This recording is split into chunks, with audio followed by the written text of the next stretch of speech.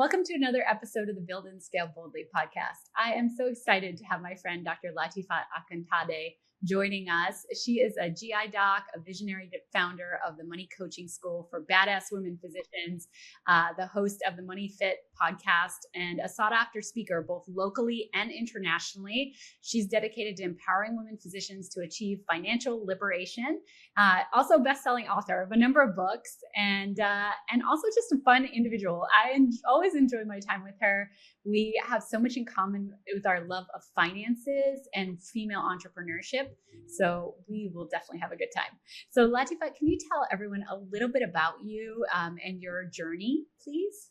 Absolutely. Thank you for having me. And always a pleasure hanging out with Leti.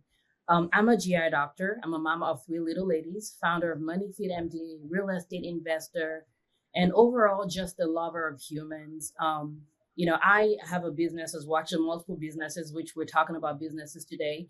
But what I will say though was this was not my plan. I had zero plans of becoming a business owner.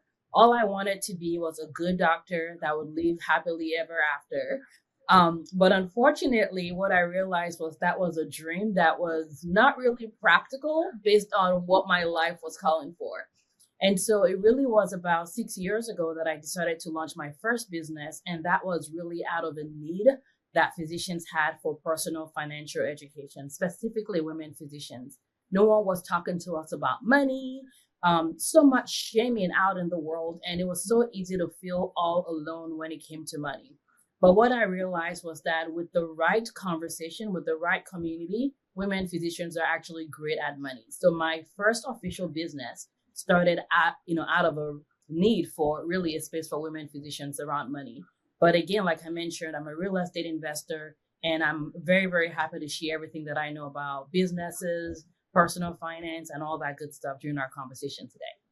Yeah, because I think both of us love business and so many other pieces of investing. And this is really important for people, I think, to say up front in this podcast is that both business and finance are absolutely integral. Like you can't have a business without understanding finance. And if you take care of your business finances and don't take care of your personal finances, you get into trouble. So like both of these, you really can't separate them, and you have to have mastery of both of them to be able to be a successful business owner and also have a successful financial life. Absolutely. I literally had someone reach out to me this past week who mentioned that they had a business that was unsuccessful and now they're starting a new business, but their personal finances, she said, I want to roll on the ground laughing when you ask me about my personal finance because there's nothing happening there. And what I told her was most people think that their businesses have to succeed before they have time for their personal finances. But if your personal finance does not get taken care of, it makes it harder for you to start a business, for you to rest well, for you to actually serve out of integrity as opposed to out of survival. And so what I find is when people take care of their personal finances, their business actually has a better chance of surviving and growing because it's not from a sympathetic nervous system overdrive.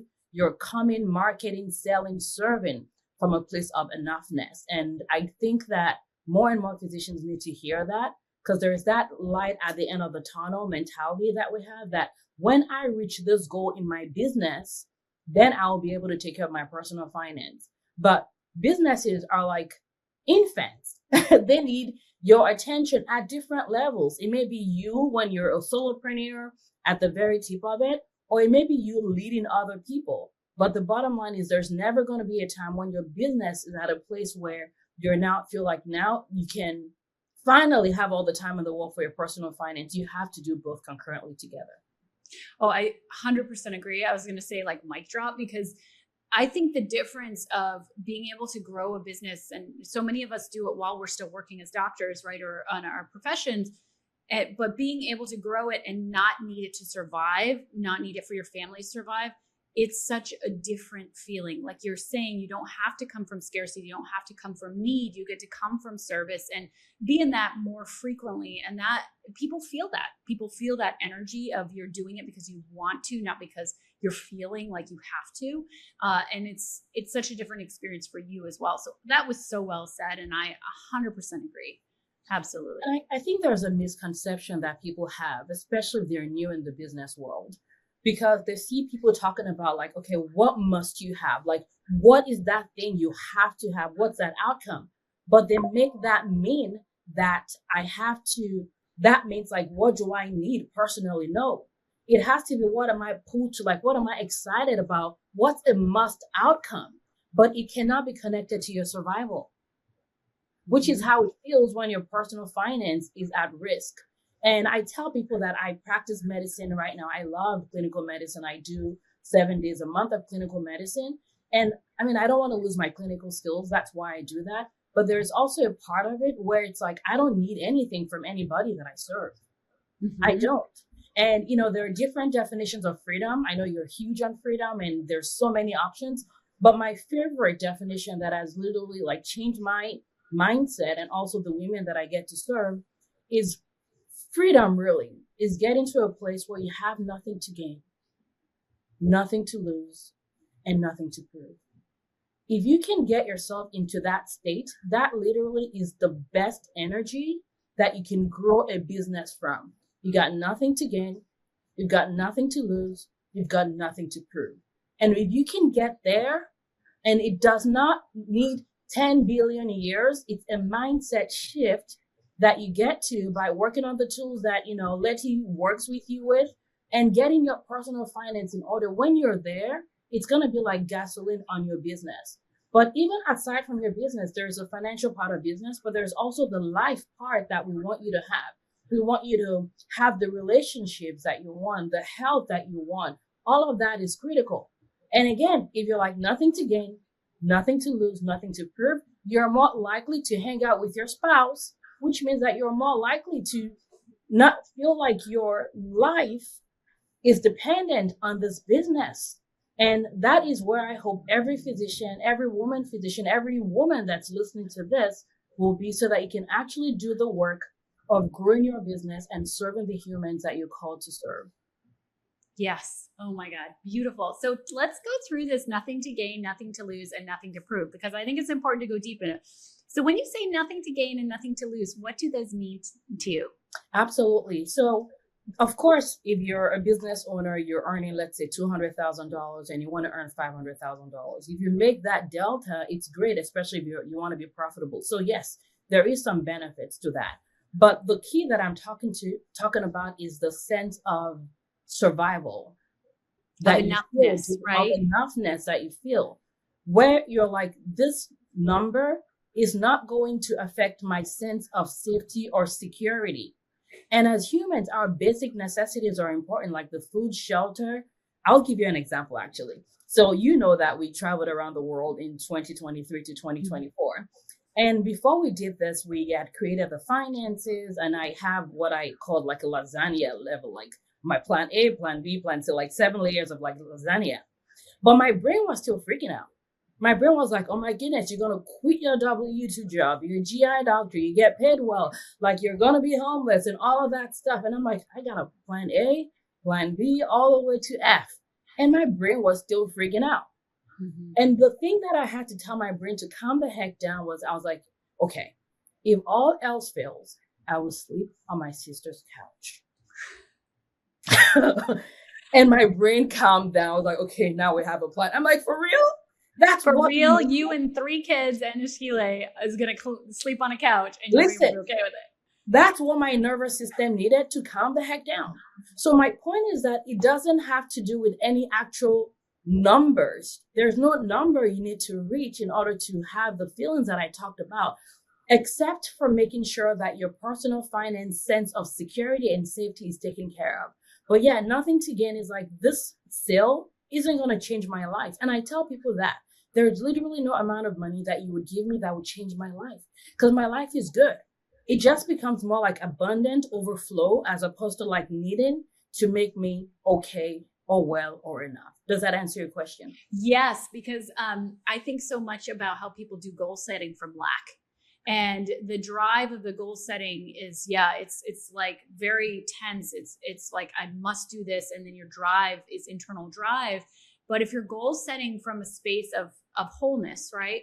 And you're goal setting because It's going to make you grow because you want to see what you're capable of doing, because you know that it's going to have this impact that's beyond you, right? Because for ourselves, like we'll do a certain amount, but for our families or for others or for, our contribution, we'll do so much more in the world. That's such a different experience of goal setting because it becomes fun. And when you don't reach your goal, it's not a big deal. It's not about you. I set massive goals. I don't reach my goals all the freaking time. It doesn't mean anything about me and lack of, I just pick myself up and I keep going. And so interestingly enough, I was talking to one of my business coaches earlier today, and he said to the person I was on the call with, he said, because he was teaching about entrepreneurship, he said, the thing about entrepreneurs is like, we don't reach our goals and then we pick ourselves up and we keep going the next day and we like figure out another way to get there. Like most of the population doesn't reach their goals and they're like crumbled on the floor crying about it and they give up. But as an entrepreneur, like it is a normal thing to not reach your goals. You cannot make it be anything about you personally. And you literally have to get up like the next minute and keep going. Like, cause there are people, who are relying on you to serve them. You can't stand the ground. Absolutely. And I think for high achievers, many of the goals we've set were attached to our sense of safety, security. If I don't get into medical school, what's going to happen to my dream forever? If I don't get into residency or fellowship and all of that stuff. So a lot of our goals have been attached to what felt like our survival, even though that was not a healthy thing. And it's interesting that we're talking about goals because like on my board here, I have on there, create goals that let you become. And that's the goal. The goal is literally like, who do I want to be in this timeline? Who do I want to be?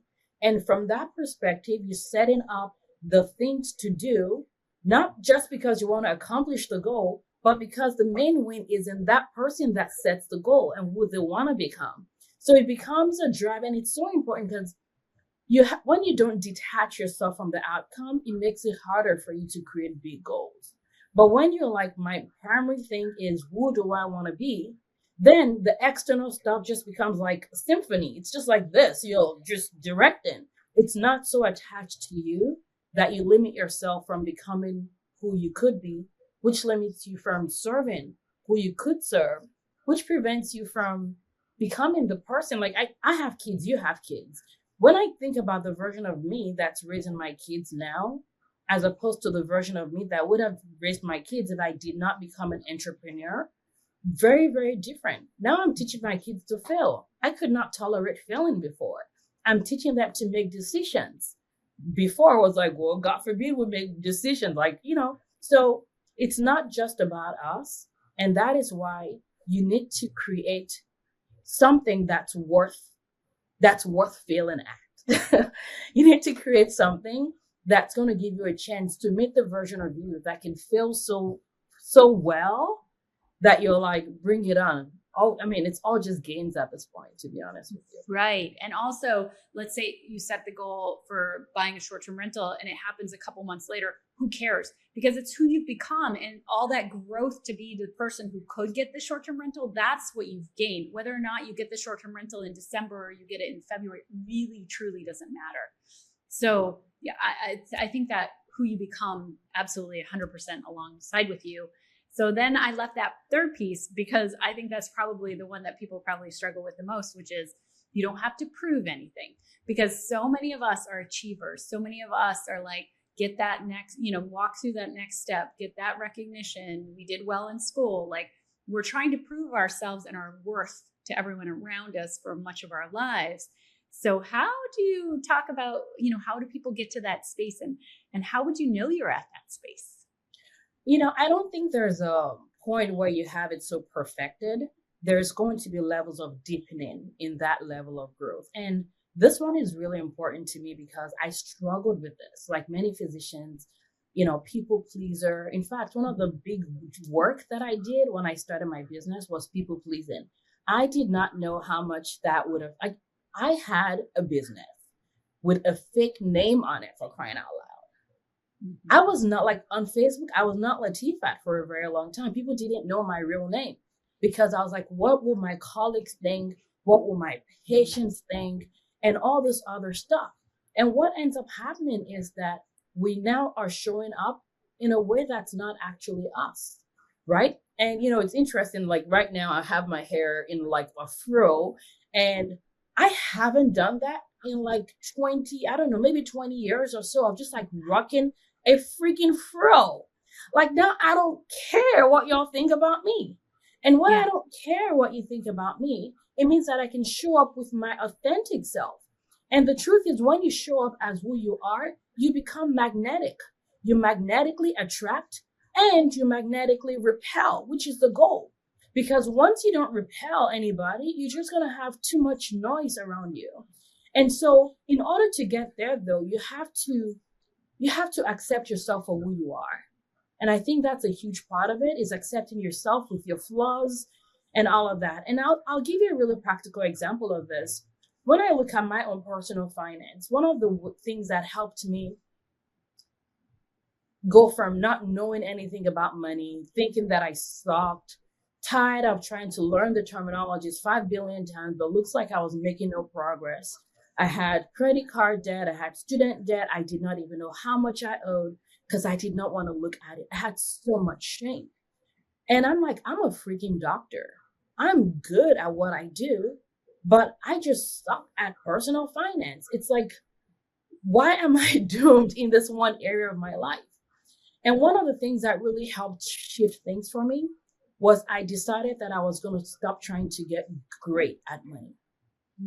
I decided that I was just going to start taking imperfect action around money.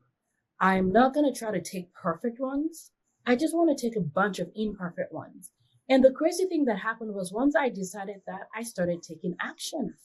I started taking moves, and then things started changing. And that has been the case of my entire life, even when it comes to business and showing up, is deciding that I'm not going to do it perfectly. And then ChatGPT came out, and it's like now everything can be like perfect, no typos, and all of that. And what I realized was that it was taking out the imperfection in my brand. I am not meant to be perfect. Like, imperfection is part of my brand.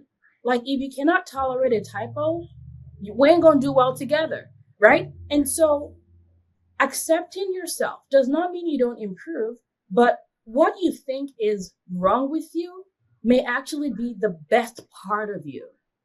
Like, my personal finance that gave me a lot of shame is why I can now help physicians, and I'm not impressed by how bad, quote unquote, they think they are, because I'm like, shoot, I've done it all. Like, come talk to me, right? And so you have to be willing to accept yourself, and that comes from liking yourself. That comes from loving yourself. That comes from lowering your expectations. Are you ever going to be perfect? So when you get that, then you're like, I ain't got nothing to prove anyway. I already know I'm imperfect. Like, tell me something new about me. And so you show up differently. And honestly, I think that's really helped me a lot as a business owner, as a person, because my business really aligns with the truth of who I am, which is someone that has nothing to prove. And you can become that, whatever your version is. I mean, I look at Leti, I look at the business you and Kenji do together, like just showing up imperfectly, saying, I don't know. I know, like all of those things do matter. And it's because you got nothing to prove. You're here to serve people. And as a result, you cannot afford to try and be so hyper focused on what they think about you that you're not able to serve the people that you're here to serve. Right. If it's like public speaking. If you're standing in front and you're really nervous and and you're worried about every word, first of all, you're wasting a lot of energy, right? Just like if you're worried about people pleasing, you're wasting a lot of energy that you now are putting in that piece, and it doesn't get to go in the more useful area where you actually need it. But also then you're making it about you, and you're not going to be able to serve at that level. It's so interesting listening to you. I don't know if you've ever heard of this concept called a primary question, but it's like a question you ask yourself all the time. It's actually an activity we do at a Tony Robbins event, is we think about our primary question. And when I figured out my primary question, it was, what if I fail? And it's a question you always ask yourself when you get stressed. And you oftentimes ask it multiple times a day, and it kind of defines a lot of your actions. So when I first figured it out, like, you often feel like your primary question is a gut punch. And so when I figured my first one out, I was like, oh my God, that's it. Like, I'm always thinking that. What if I fail? What if I fail? You imagine the outcome from that. And Kenji's, it turns out, was how can it be perfect? So I'm wondering now, listening to this whole thing, if one of yours was not, or maybe one of the thoughts was perfection, right? That was, and these primary questions are so harmful to us because it colors everything we see, because we're asking ourselves it all day long and we're looking for ways to be perfect, or we're looking for ways not to fail, or sometimes people have primary questions like, why don't they like me? And then we're looking all around us for people to not like us. So that part of that acceptance, I think that primary question could be a way to maybe start to see what it is, the question that you're asking yourself, because oftentimes it speaks to the piece that we're most fearful of, or the piece that we don't necessarily, that we're looking for in ourselves, and also then therefore looking at everyone else around us. No, that's such a good point, and I haven't heard that phrased in that way. But as you're talking, I'm wondering for your audience, one that comes up a lot for female, I would say, physicians and even non-physicians, is what if I lose money? Mm-hmm. Right? What if I lose money, actually? Like, what if? I'm like, for those that are listening, what if you do? Like, what literally is the worst thing that could happen? What if you lose money? What if you make an investment and you don't get the ROI that you thought you were going to get? Right? You have to make peace with the answers to that question so that you can give yourself the freedom to be able to actually take the actions you want to take. Yes. And I saw somebody in a Facebook group a couple of weeks ago. She was really struggling because she had lost some money on an investment. And somebody had said to her, given her a reframe, which was basically like, well, that was the money you just paid for your education. Right. And it's because you learned something out of it. And that reframe was so helpful for her because she wasn't feeling guilty, beating herself up about, maybe the errors she thinks she made or the mistakes she made and losing money. Now she could say, oh, I actually invested some money in my education. Right. And that was that money I invested. I learned a lot from it. And now I'll make a better decision next time. All of us have lots of those. Like I have millions of dollars of those. So, and I'm sure you do too. So it's a good time to normalize, of course, failures and mistakes. So let's talk about some. What are some of the mistakes that you oftentimes see people make, and like what are some of the easy ways that can kind of start to change the patterns? Absolutely. Do you want me to answer that from a personal finance or from a business perspective? Whatever you want to do. Okay. Well, I got a lot to talk about since our audience is business owners. So the number one problem or mistakes that I see people making is, number one, not investing in themselves. And I know that can be a little bit challenging, especially if you think you've never invested in yourself before, and you're like, I cannot get myself to the point of actually handing money over for a value that I want. And the reason why that can be a mistake is like, well, yes, you may have the cash in your pocket and you're like, well, at least I have my money. But the problem is when you're not investing, you're also going to be under-supported. And for women, under-supporting is one of the biggest challenges that we have. We are so used to barely surviving that we don't like the idea of surrounding ourselves with support. And I heard this term, one of my good friends used this term I think it was like last year or whatever. And I asked how she was doing, and she said, you know what, I'm doing really well. I feel really supported. And I was like, what would it feel like if every woman felt supported? And money is a tool that can help you buy support. So in what areas of your life do you need support as a business owner, as an investor, as a mom, as a spouse, as a wife, as whatever, as a physician? Where do you need support? And I find that that's a problem, because if you don't get support, you waste time, you waste emotional health, emotional energy, you're striving when you should not be striving. You're not going to grow your business to the extent you could because you're not having strategic planning. So that's number one mistake that I've seen many, many, many, many women physicians make. And I'm like, yo, I'm a personal finance person. I want you to have money, but I don't want you to have money so you can have the cash under your pillow. I want you to have money so you can take that money and turn it into something more valuable than money, which is assets and growth and support and life and net worth growth and all of those other stuff. So that's number one thing that I would say. The number two thing that I want to say is this, guys. We're so obsessed with our businesses making a lot of money gross wise that we don't think about profitability And we also don't think about how we can take that business profitability and turn it into our own personal financial wealth. Yes, your business growth is important. It makes you able to sell your business if you want to, but it's important to also have a plan B. And going back to that old idea of not letting your safety or security be based on your business, when your personal finance is fine, it's like having like a cushion. There's a woman physician that I was talking to a couple of weeks ago. Actually, I'll share two stories with you. One woman physician who owned her own practice for the last 20 something years. And it's always about like, how do we make payroll profitability? How do we increase the amount of, clients we have or patients we have and all of that stuff? But she ignored her personal finance. And, she had some health issues that led to her having to sell her business, and her personal net worth is not there. And for most physicians in private practice are not growing their businesses to survive them. They're not growing a product. They're growing it around themselves, which means that if you as a doctor is not there, there's no business, right? And so it's so important to make sure that as you're growing your business, you're also taking care of your personal finance, investing in assets, stock market, personal real estate, all those other stuff. So those are two most common things that I see so many women physicians that are business owners make when it comes to that balance between personal and business finances. Yeah, I think everyone will hear a pattern in number one that you said, in that it's also been mentioned by other guests, and it's a big one of mine too, because you and I have both invested in our growth, and it's the best investment you can make is investing in your brain, because it's a skill set you have for the rest of your life, and it makes you money for the rest of your life, and it sets you up with relationships for the rest of your life when you invest in being in the right communities too. So it's something that goes well beyond just improving the finances of your business 1 year or improving your personal finances just 1 year. It's a lifetime of effects. And then number two, taking money out of your business. I have seen so many entrepreneurs sell their business, have a good business, sell the business, and then a couple years later, they're broke again because they never built another source of cash flow.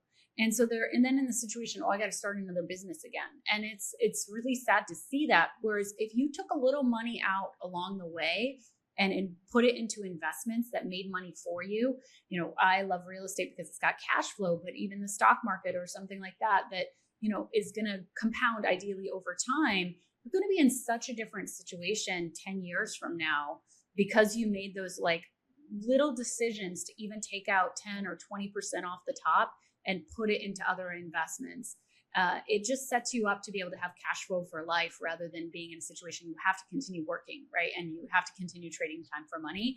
And you and I both love real estate, right? Because it's such an easy way for people to be able to do it on the side rather than, a business can be pretty consuming. We can build our businesses on the side of working as physicians, but real estate is really like a side gig. It really doesn't have to be a major like a startup is. So it really, I want to encourage people to start with that mindset up front. Even when you're making a little bit of profit, take a portion of that profit and make sure you're putting into investments. Just start. There's never going to be a perfect time. There's a terminology that I like to use, and it's, pay.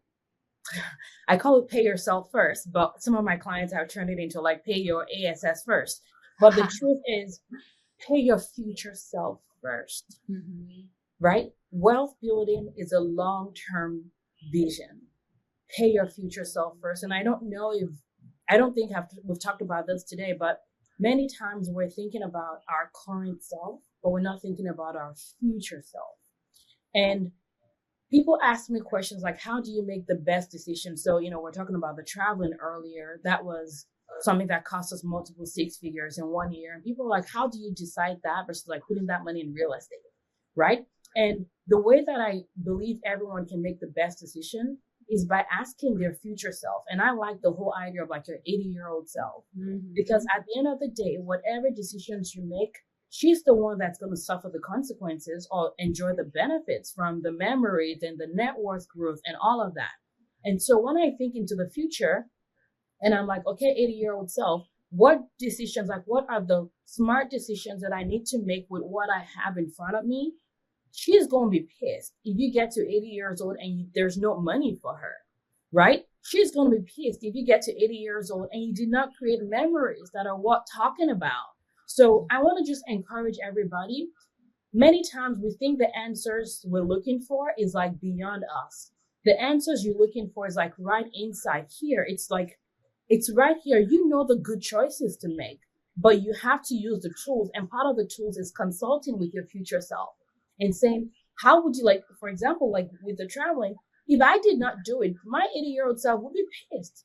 She would go, you had the chance to travel to 20 countries while our hips worked, while, yeah, we had no back issues, while, all of the stuff, and you did not. So I want us to start learning how to trust ourselves, how to trust ourselves, how to take a deep breath. Because when it comes to business, when it comes to personal finance, growing your assets, the best decisions are not going to be made out of your sympathetic nervous system overdrive. Yes. It's not going to be made based on your fight and flight response. It's going to be based a balance between that and your parasympathetics, right? So just calm the heck down, take a deep breath, and just trust that you can make good decisions. Yes, you may need to consult coaches, mentors, colleagues, but that increase in self-trust, that knowing that you can pivot, that knowing there's no one size fits all, that simple habit of putting money aside to make sure that your future is quote unquote secured in that regard, it is going to help you show up as a good business owner that's going to make you even more money so that you can now have more money to even invest. Yes. And I love that idea of talking to your future self. I make decisions just thinking about me sitting in an armchair, when I'm 80, 85 and saying, will I regret that I didn't do this? And if the answer is yes, then I do it. I absolutely do it. So I use the same methodology. And I also say, what would my future 9-figure business owner say to me about this decision or say to me about this situation?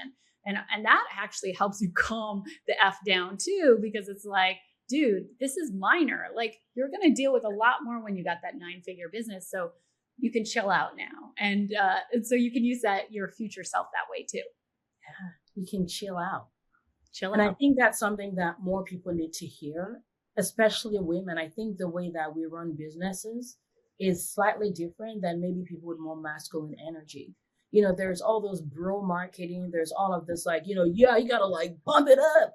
Yeah. And we're trying to fit into you're laughing. We're like, bump it up. Like trying to fit into a box that doesn't even fit you.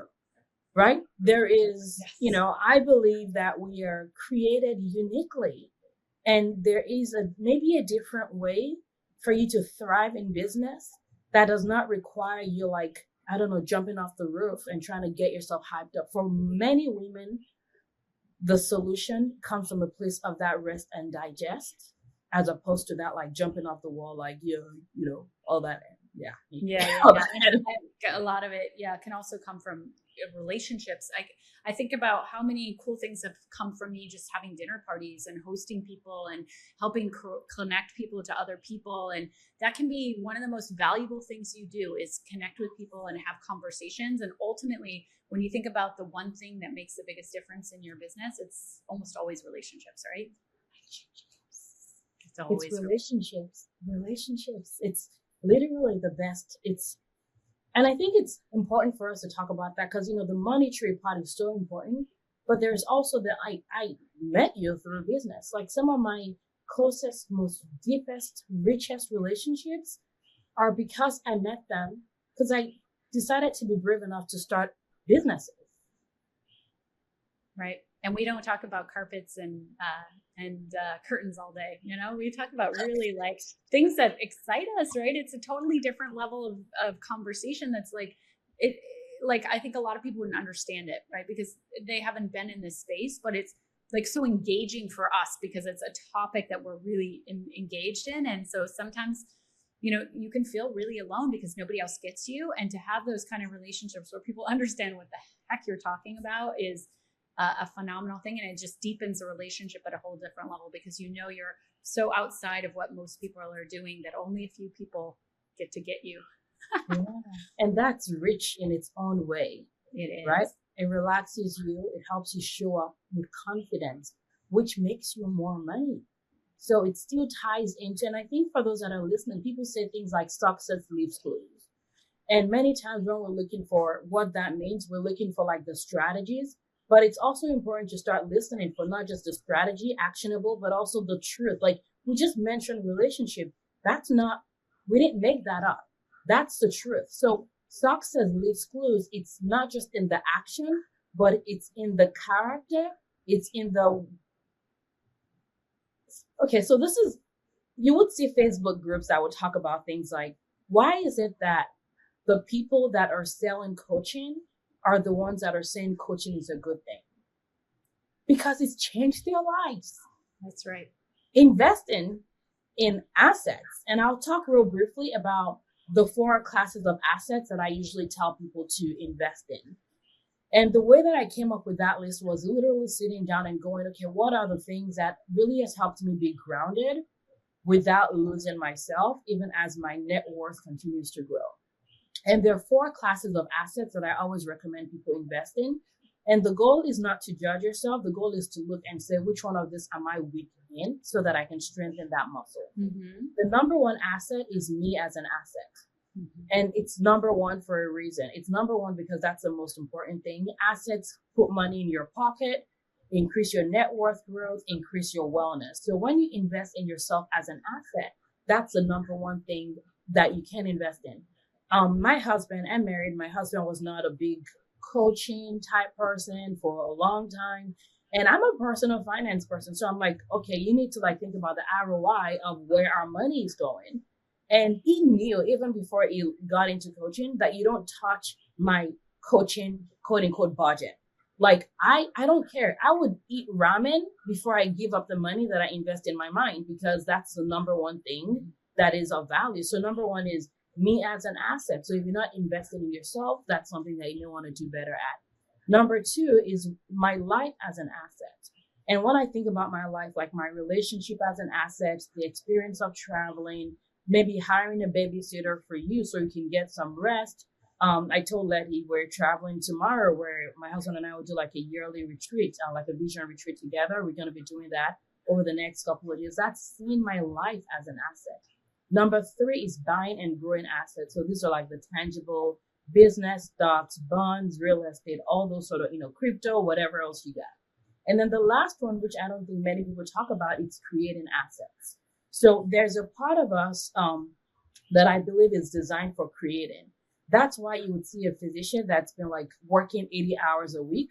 And now over the weekend, they're going to do like a blood pressure screening or like a community service. Like there's something about creating and giving of ourselves, not just of our money. So creation is also like, the podcast, the books, the programs, the courses. There is something that creating a program will do that owning real estate will not do for you. That's why sometimes you would see I like reading Facebook ads because the comments can sometimes be funny, where someone would go, well, if you're so successful at your real estate, why are you teaching people then?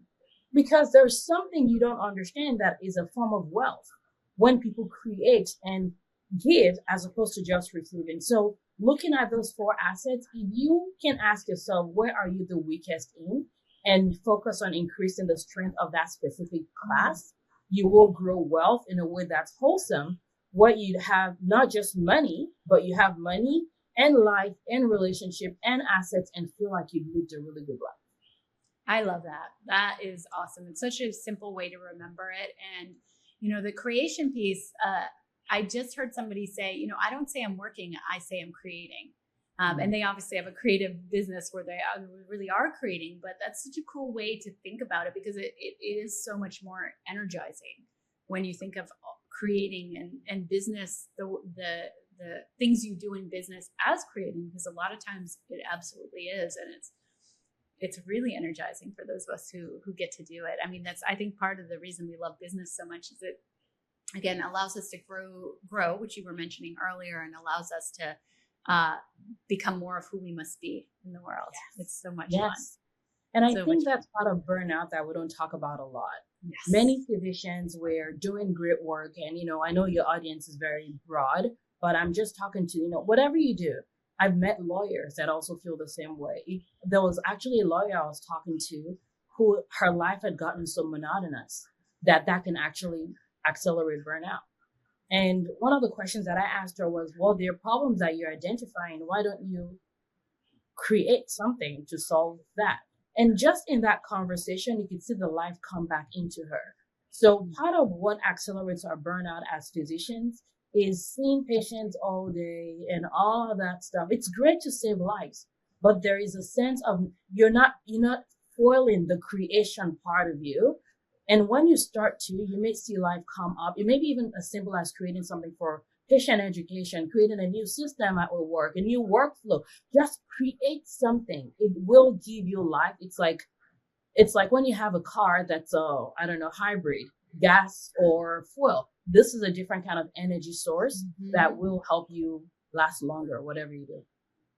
And creation doesn't come out of stress. I mean, you've mentioned a number of times, don't use your sympathetic nervous system to make decisions, and also creation, it doesn't really work. So it involves you needing to have spaciousness and to be able to relax and to be able to have some downtime to be able to do it. And it ultimately is sometimes the most productive thing you could do, even though it may not seem like it, is to rest and then open yourself up, and you're able to then be creative. Absolutely. We're going away for a couple of days. I already know that it's over when I come back in a good way. It's over. It's over. It's over in a great way because I mean, again, success leaves clues. Hear what Leti just said, apply it, and you'll see the results. Now, you made me think a lot about The Go-Giver, a book by Bob Berg that I think is so good, that's captured a number of things that you've said for people. Do you have a favorite book, like a favorite business book or a favorite book that you would like to recommend to people that might be able to help them, grow their personal wealth or grow their business wealth? Absolutely. Well, for personal finance, I have mine, so I'm gonna Yep. definitely tell people Yep. Done with Broke. You can check on Amazon. It's helped many people, physicians and non-physicians. I have 2 books on Amazon. Check them out. Buy both of them. They literally can change your life. Another book that I love, I don't hear people talk about it enough. It's a book called U Square. So this book is the most unremarkable number of pages. Again, points to the importance of quality over quantity. I think U Square probably has about like 30 pages.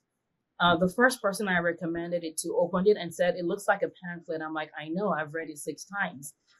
Because it's a book that I go back to over and over again every time I feel like I'm at an edge of an evolution. And I highly, highly recommend it. It's on Amazon as well. It probably will change your life.